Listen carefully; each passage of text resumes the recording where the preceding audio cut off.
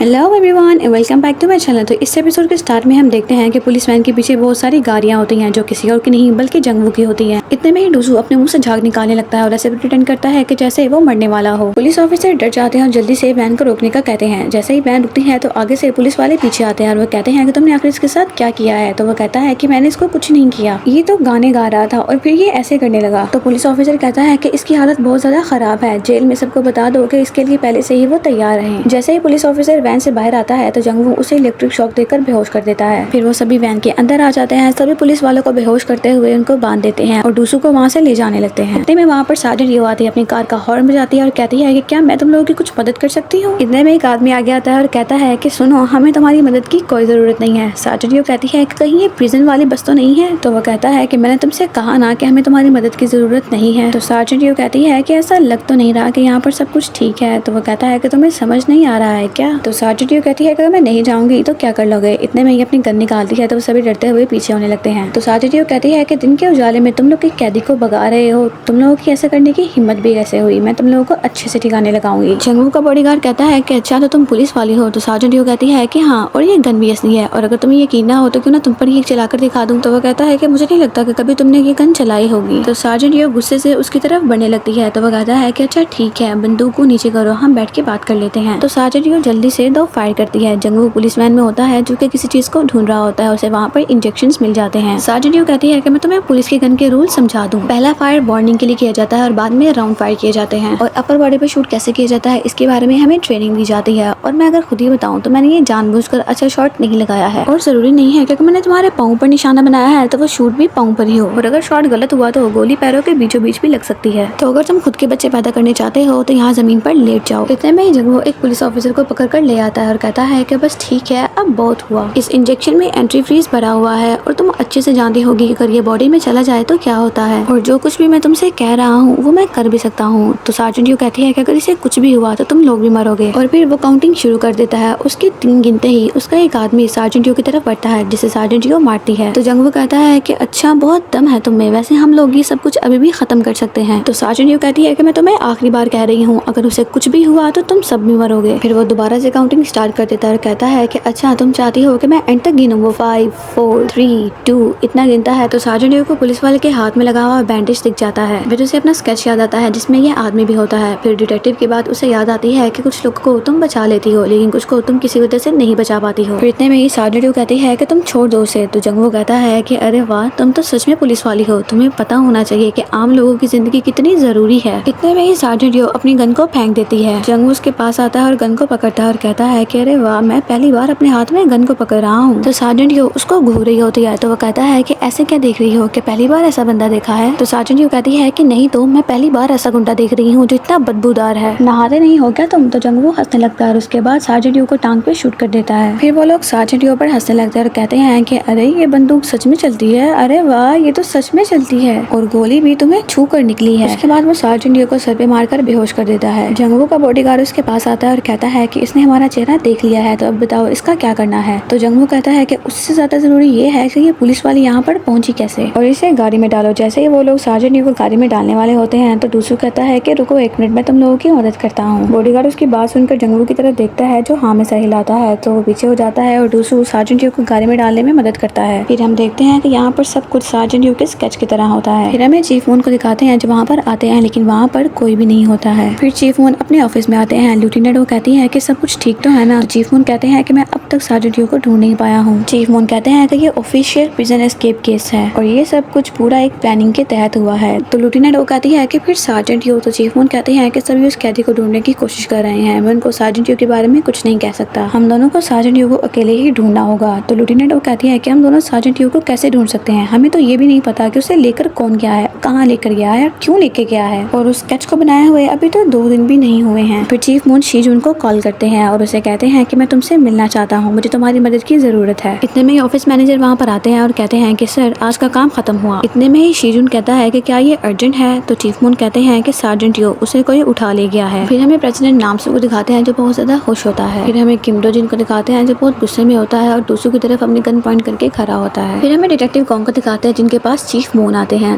Detective कहता है ये बड़ा अजीब लग रहा है कि मेरा केस इतनी जल्दी प्रोसीड कैसे हो रहा है, मैं खुद हैरान हूँ। तो मास्टरमाइंड आप थे चीफ मून, आप मुझे हमेशा के लिए जेल भेजना चाहते थे। तो चीफ मून कहते हैं कि क्या सार्जेंट यो ने तुम्हें अपने नए स्केच के बारे में कुछ बताया था? तो डिटेक्टिव कॉन्ग कहते हैं कि नहीं। तो चीफ मून कहते हैं कि मुझे लगा ही था, और फिर वो स्केच निकाल कर डिटेक्टिव को देते हैं। हमें सार्जेंट यो को दिखाते हैं जो बेहोश होती है और उसके पास डूसू होता है। फिर चीफ मून डिटेक्टिव कॉन्ग को बताते हैं कि सार्जेंट यो को कोई उठाकर ले गया है। फिर हमें शीजुन को दिखाते हैं जो सर मून के ऑफिस में आता है और कहता है कि आपका क्या मतलब है कि सार्जेंट यो को कोई उठाकर ले गया है? तो चीफ मून कहते हैं कि पहले तुम ये स्केच देखो, और ये स्केच सार्जेंट यो ने खुद बनाया था। शीजुन स्केच को देखता है और पूछता है कि ये स्केच उसने कब बनाया था? तो चीफ मून कहते हैं कि तकरीबन कल दोपहर 3 बजे। तो शीजुन कहता है कि सार्जेंट यो ने एक ऐसा स्केच बनाया है जो उसकी अपनी मौत के बारे में है, और ये सब कुछ जानते हुए भी आपने उसको कैसे जाने दिया? आप ऐसा कैसे कर सकते हैं चीफ मून? आप मुझे बताइए, अगर इसकी जगह आपकी अपनी बेटी होती क्या आप उसे फील्ड पर जाने देते? लूटिना डोबी बस उनको देख रही होती है। चीफ मून कोई जवाब नहीं देते तो वो कहता है कि मुझे माफ कर दीजिए, मैं गुस्से में कुछ ज्यादा ही बोल गया। तो चीफ मून कहते हैं कि नहीं, तुम सही कह रहे हो, मुझे सार्जेंट यो को बाहर नहीं जाने देना चाहिए था, ये मेरी ही गलती है। तो शीजुन कहता है कि हमें उसे जल्द से जल्द ढूंढना होगा। आप मुझे बताइए आपको मेरी क्या मदद चाहिए, बल्कि आप मुझे बताइए मुझे क्या करना चाहिए। फिर हमें सार्जेंट यो को दिखाते हैं जो डूसू के साथ गाड़ी में होती है और डूसू उसके ऊपर अपना हाथ फेर रहा होता है। फिर हमें चीफ मून को दिखाते हैं जो डिटेक्टिव से कहते हैं कि मैं सीधा मुद्दे की बात पर आता हूँ, अगर तुम हमारी मदद करने के लिए तैयार हो तो मैं अभी तुम्हारी हथकड़ियाँ खोल लेता हूँ। तो डिटेक्टिव कॉन्ग कहते हैं कि इसका मतलब है कि आप मुझे अपनी टीम ज्वाइन करने के लिए इनवाइट कर रहे हैं। तो चीफ मून कहते हैं कि ज्यादा एक्सपेक्ट करने की जरूरत नहीं है, सिर्फ सार्जेंट यो को बताने तक ही ये हमारी डील है। डिटेक्टिव कॉन्ग कहता है कि आपको क्या लगता है कि उसको किसने उठाया होगा? तो चीफ मून जंगवू के बारे में उसे बताते हैं। तो डिटेक्टिव को उसके बारे में सब याद आने लगता है। डिटेक्टिव कहता है कि जंगवू आपकी सस्पेक्ट लिस्ट में कैसे आया है? चीफ मून बताते हैं कि सीबीहून उसका पार्टनर था डूसू, और ये डूसू का बड़ा भाई है। डूसू के भाग जाने के बारे में सार्जेंट यो ने स्केच बनाया था, और जब वो उन लोगों को रोकने के लिए गई तो वो लोग सार्जेंट यो को भी उठाकर वहाँ से ले गए। और अगर इस क्राइम के बारे में हम लोग देखें तो हमारा शक सिर्फ और सिर्फ जंगवू पर जाता है। एक वही है जो ये सब कुछ कर सकता है, और चाहे कुछ भी हो इस बात को ध्यान में रखो कि वो दोनों सगे भाई हैं। तो डिटेक्टिव कॉन्ग कहता है कि मैं सार्जेंट यो को बचाऊंगा, लेकिन मेरी एक शर्त है, मेरे रास्ते में नहीं आना चाहे कुछ भी हो जाए। तो चीफ मून कहते हैं कि प्रोसिक्यूटर मिंट को किसने मारा, क्या तुम्हें इस बारे में कुछ पता है? तो डिटेक्टिव कोई भी जवाब नहीं देते। तो चीफ मून कहते हैं कि अगर इस मिशन पर जाने का तुम्हारा मकसद उस किलर को पकड़ना है तो मैं इस बात की तुम्हें गारंटी नहीं दे सकता कि हम तुम्हारे काम के बीच में नहीं आएंगे। सार्जेंट यो और मैं अभी पुलिस में हैं, अगर तुमने कोई क्राइम किया या क्राइम करने का सोचोगे तो हम दोनों तुम्हें रोकेंगे। तो डिटेक्टिव कहता है कि आपको लगता है कि आप मुझे रोक लोगे, पर चले ठीक है, यहाँ पर बैठ के आपसे बहस करने से तो अच्छा ही है वो, मैं समझ गया। तो अब बताइए आप मुझे यहाँ से बाहर कब निकाल रहे हैं? फिर हमें शीजुन को दिखाते हैं जो डॉक्टर ओ के घर में आते हैं। डॉक्टर दरवाजा खोलता है तो वो कहते हैं कि आप डॉक्टर ओजिन वो हैं? तो वो कहता है कि आप कौन हैं? शीजुन कहता है कि डिटेक्टिव कॉन्ग, आप उनको तो जानते ही होंगे ना? तो डॉक्टर कहते हैं कि आखिर आप कौन है जो यहाँ खड़े होकर मुझसे सवाल जवाब कर रहे हैं? तो शीजुन कहते हैं कि सॉरी, मेरे ख्याल से मुझे अपना इंट्रोडक्शन पहले देना चाहिए। अपना कार्ड निकालता है और कहता है कि मैं हूँ शीजुन और मैं एक प्रोसिक्यूटर हूँ। फिर हमें सार्जेंट यो को दिखाते हैं जब वो कहता है कि इसे बांध दो। जैसे ही उसके बॉडीगार्ड सार्जेंट यो को बांधने वाले होते हैं तो डूसू कहता है कि ये मुझे दो, इसे मैं करता हूँ। तो बॉडीगार्ड डूसू को रस्सियाँ देते हैं और वहाँ से चले जाते हैं। फिर डूसू सार्जेंट यो को बैड टच करने लगता है। फिर हमें डॉक्टर ओ को दिखाते हैं जो शीजुन से पूछते हैं कि आप यहाँ पर क्यों आए हैं? तो शीजुन कहता है कि मेरे पास ज्यादा वक्त नहीं है, तो मैं सीधा मुद्दे की बात करता हूँ। आपने ऐसा इल्जाम लगाया था कि डिटेक्टिव ने आपको किडनैप किया है और डिटेक्टिव ने आपको बंदी बनाया हुआ था। तो डॉक्टर ओ कहते हैं कि ये कोई इल्जाम नहीं है, ये सच है और उन्होंने मुझे मारने की कोशिश की थी। तो शीजुन कहता है कि डॉक्टर ओ, इस स्टेटमेंट में कुछ बातें मिसिंग हैं। सन फार्मास्यूटिकल्स जिनके साथ आपका रिलेशन है वो मिसिंग है। प्रोसिक्यूशन ऑफिसर्स गुप्त तरीके से उस कंपनी पर इन्वेस्टिगेशन कर रहे हैं। बहुत जल्द ही हमें सबूत मिल जाएंगे और हम उस कंपनी को सील कर देंगे। नाम सुन वो अब जेल में होगा और उनके साथ जो लोग इन्वॉल्व होंगे उन्हें भी बहुत कड़ी सजा मिल सकती है। मैं आपकी मदद करना चाहता हूँ डॉक्टर, लेकिन ऐसा करने के लिए आपको पहले मेरी हर तरह से मदद करनी होगी। तो डॉक्टर ओ कहते हैं कि बताइए मुझे क्या करना होगा। फिर हमें सार्जेंट यो दिखाते हैं जिसके पास डूसू होता है। जंगवू वहाँ पर आता है और कहता है कि डूसू अगर हो गया हो तो बाहर आओ। तो डूसू कहता है कि हाँ, मैंने इसे बांध दिया है। फिर जंगवू डूसू से कहता है कि तुम इस बारे में 24 घंटे कैसे सोच सकते हो? माना कि तुम मेरे भाई हो, लेकिन मैं ये सह नहीं सकता। फिर डूसू कहता है कि मैंने क्या किया है। थोड़ी देर चुप रहता है और कहता है कि अच्छा, अरे ऐसी कोई बात नहीं है। तो जंगवू उसे गुस्से से चुप करवाता है और फिर कहता है कि डूसू अभी भी वक्त है, तुम सुधर जाओ। तो डूसू कहता है कि हाँ भाई, तुम सही कह रहे हो, मुझे माफ कर दो। फिर वो सभी वहाँ से चले जाते हैं।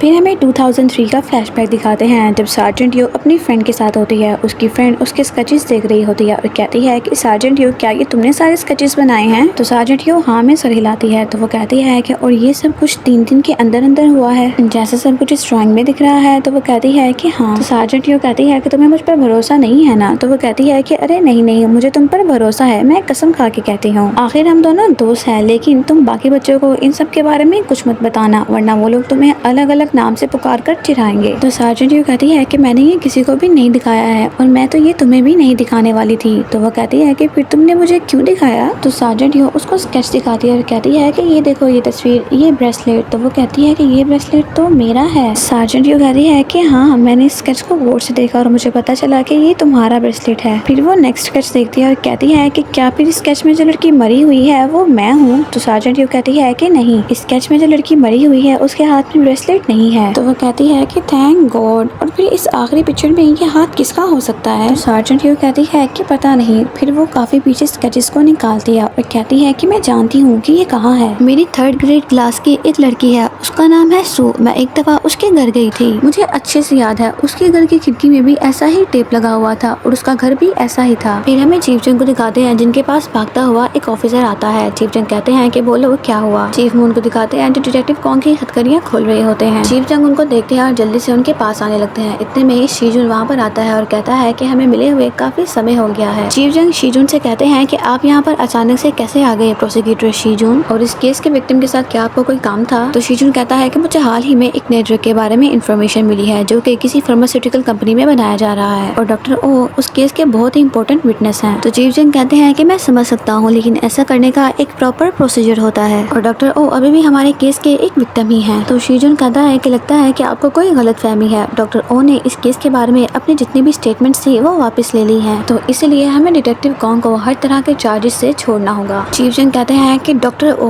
आपको पता होना चाहिए कि झूठ बोलना बहुत बुरी बात है। अगर री इन्वेस्टिगेशन में पता चला कि आपने झूठ बोला है तो शीजुन चीफ जंग की बात को काटता है और कहता है कि आपको मैं बता दूं कि री इन्वेस्टिगेशन का केस मैं हैंडल करने वाला हूँ और बेहतर होगा कि आप इस मामले में ना पड़े। तो चीफ जंग कहते हैं कि ये सब कुछ सही नहीं है और देखिए प्रोसिक्यूटर शीजुन, मुझे ये सब कुछ अच्छा नहीं लग रहा। तो शीजुन कहता है कि हर इंसान की अलग अलग वजह होते हैं और मैं आपका ये एहसान कभी नहीं भूलूंगा, मैं आपका ये एहसान जरूर चुकाऊंगा। तो चीफ जंग कहते हैं कि कैसा एहसान? अगर ये एहसान है तो ये सब कुछ मुझे कहना चाहिए और मैं ये एहसान बहुत जल्दी चुकाऊंगा। फिर चीफ जंग गुस्से से वहाँ से चले जाते हैं। डिटेक्टिव कहता है कि आखिर वो कौन है? तो सरमुन से बताते हैं कि ये प्रोसिक्यूटर शीजुन है और ये सार्जेंट यो का बड़ा भाई है। फिर शीजुन गाड़ी में बैठा होता है। इतने में वहाँ पर डिटेक्टिव आता है तो गाड़ी से निकलकर बाहर आता है। फिर डिटेक्टिव से कहता है कि मैंने सुना है कि आप बहुत ज्यादा काबिल ऑफिसर हैं और आप सार्जेंट यो को ढूंढने में हमारी मदद करेंगे, इसके लिए आपका बहुत बहुत शुक्रिया। तो डिटेक्टिव कहते हैं कि मैं पूरी कोशिश करूंगा। तो शीजुन कहता है कि नहीं, कोशिश नहीं, मैं इस देश का प्रोसिक्यूटर हूँ, अगर मैं आपको इस मामले से बाहर निकाल सकता हूँ तो मैं आपको इसमें दोबारा से फंसा भी सकता हूँ, तो ये बात आप भूलिएगा नहीं। तो डिटेक्टिव कहता है कि फिर करना क्या है, क्योंकि अगर मेरे काम में कोई दखल अंदाजी करे तो मुझे ये बिल्कुल पसंद नहीं है और किसी के धमकाने से मैं डरने वाला नहीं हूँ, ये बात तुम याद रखना। तो सरमून कहते हैं कि ठीक है, इतना इंट्रोडक्शन एक दूसरे के लिए काफी है, अब हमें काम पर चलना चाहिए। तो चीफ मून कहते हैं कि मैं समझ सकता हूँ कि तुम बहुत ज्यादा परेशान हो, लेकिन हमें तुम्हारी ऑफिस में उतनी मदद नहीं मिलेगी, अगर हमें तुम्हारी जरूरत हुई तो हम तुम्हें जरूर बुलाएंगे। तो शीजुन कहता है कि चीफ मून, मैं इतना गैर जिम्मेदार भाई नहीं हूँ कि मैं किसी और के भरोसे में अपनी बहन को छोड़ दूँ, जब तक वो नहीं मिल जाती तब तक मैं कहीं भी नहीं जा रहा। फिर वो लोग अपनी गाड़ियों में जाकर बैठ जाते हैं और चीफ जंग उन सबको ऊपर से देख रहे होते हैं और चीफ जंग उन्हें देखते हुए एक स्माइल दे रहे होते हैं। फिर यहीं पर हमारी आज की एपिसोड खत्म हो जाती है। अब हम मिलते हैं नेक्स्ट एपिसोड में।